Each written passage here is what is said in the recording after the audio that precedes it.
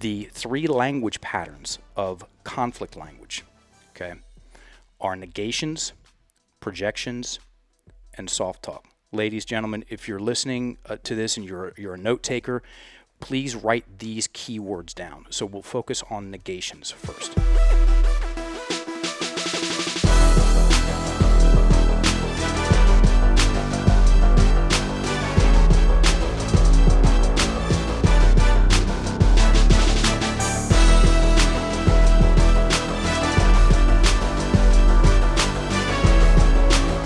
So Mark, my next question, which you so beautifully set us up for with our previous dialogue, is I believe that conflict is a healthy part and a necessary component of a relationship as long as we can share our viewpoints and stay connected at the heart with each other.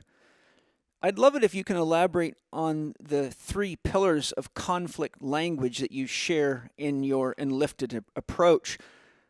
And the reason I'm asking the question is because there's obviously a lot of conflict about many things going on in the world right now, from whether you should or shouldn't get vaccinated, whether our governments are corrupt, our banking system's corrupt, whether AI is safe, whether we should keep going with 5G systems. I mean, the list is very long, as both of you know. And it does lead to a lot of conflict. I know even with my own family, only two of us in my whole family other than myself, well, I'm speaking of my genetic family, like my brothers, sisters, and mother and father and nieces and nephews. My son did not get vaccinated, my niece did not get vaccinated, and I didn't. But everybody else in the family did, even with all the evidence that I gave them. And they actually think that I'm a conspiracy theorist, okay? So what's happened is, my mother doesn't talk to me. I hardly have any contact with my family because they think I'm crazy, and they even accuse me of spreading misinformation, and I've even had close personal friends get upset at me, saying that, what I'm doing is very dangerous, and that they hope that I get shut down, and people that, used to be people that were very close personal friends. So, when you start dividing a family or dividing your friends, and you have this heavy polarity and you lose connection at the heart, you don't actually make it through a process that's really natural in any kind of a negotiation or resolution of anything. And what you get is just more wounding and more recapitulation of victim, saboteur, immature warrior mentality, kill it, destroy it. So I'm just really curious to hear from you. I would love to hear from you or Kim or both of you. How do we use the concepts that you guys teach personally in our immediate relationships, and how could these concepts be used at the level of government so that we can apply the skills of engaging in conflict with the intention of the best resolution for everybody involved instead of just being right? It starts, so instead of our immediate relationships, it's our immediate relationship, which is the one with ourself. Mm-hmm. And when someone is using what we call conflict language, which entails three main pillars, language patterns, language pillars. And this comes from, again, paying very close attention to how people tell the story of their problems. Right. When someone uses these language patterns, which I'm about to explain, which also dovetails back into the part of the conversation about the practicality of this system, the simplicity and the practicality of it. I can practice thinking, speaking, and writing in different ways. When someone uses a lot of conflict language, Paul, which prior to being called conflict language was called victim mentality language. I'm about to rattle off that definition here in a second. People get in a stressed state, back to that again, and the breath is trapped in the chest. And when we go into that, I'm going to sound smart here for a second. It's called amygdala hijack. Yeah. And when someone's in amygdala hijack, their listening capacity goes down. You talked about this earlier. They lose access to their creative faculties. Yes. Literally their peripheral vision. They get tunnel vision fixated on something. And anything that comes in contact with that story exacerbates the stress response, and people tend to have they have monologues instead of dialogues.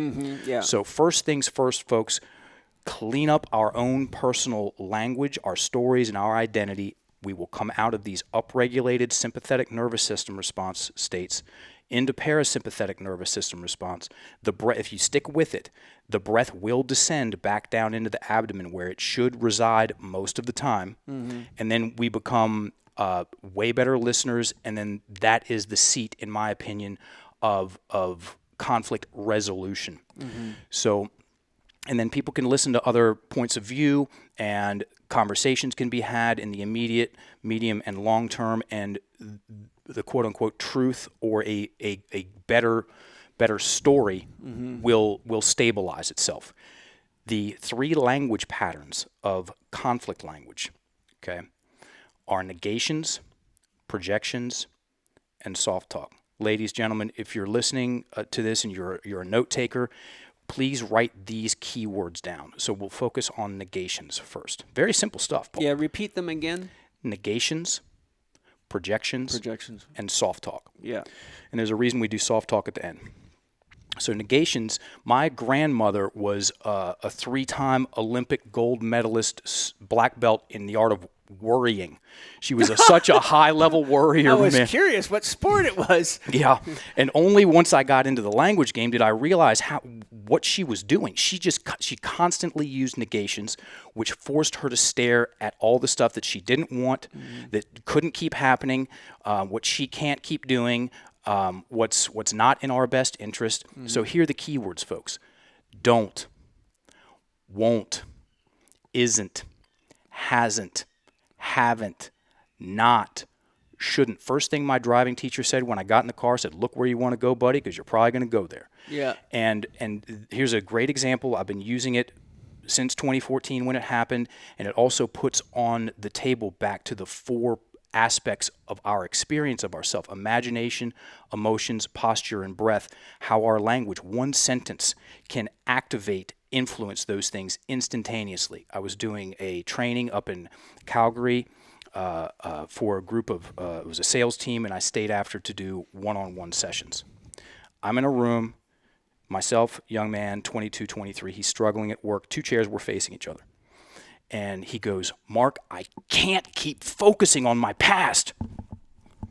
But if I did it like he did, the headset would have flipped off. He turned around in an instant, a macro body movement, not a little scratch, turned around and looked behind him and then looked back at me. Of course, I saw it. I'm staring right at him. I go, "You know, you just turned around and looked behind you, right?" And he goes, "What?" I said, "Yeah, what'd you see?" He had to think about it. I saw myself on the couch and all alone. And then I asked him, "What are you feeling?" Fear and some sadness. And where was he breathing? In his chest. So I had him write down that sentence. Gave him a pen, the power of the pen.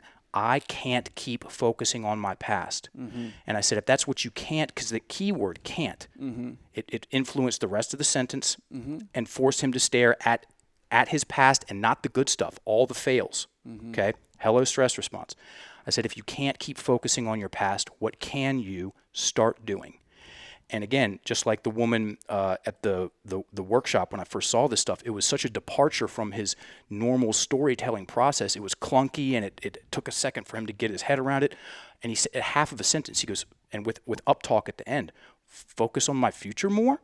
And I said, "Yes, now make it a full sentence and be more solid with it. I can focus on my future more." And you see him talking himself into it. And now say it cleanly. Breath, sigh of relief, of pressure coming out of the stress of staring at all the bads. I can focus on my future more. And then we identified 3 things for him to do: get some books, get a mentor, which they offered in the organization, and go to the monthly networking events. And he wrote me 6 months later, and he said, that one thing allowed me to focus where I wanted to go, stay focused on it, and I've done those things, and I'm doing really well. That's negations. Okay, so talking about what we don't want, there's a picture of what we don't want. what can't happen. There's a picture of what we don't want. And all that mental imagery, it adds up.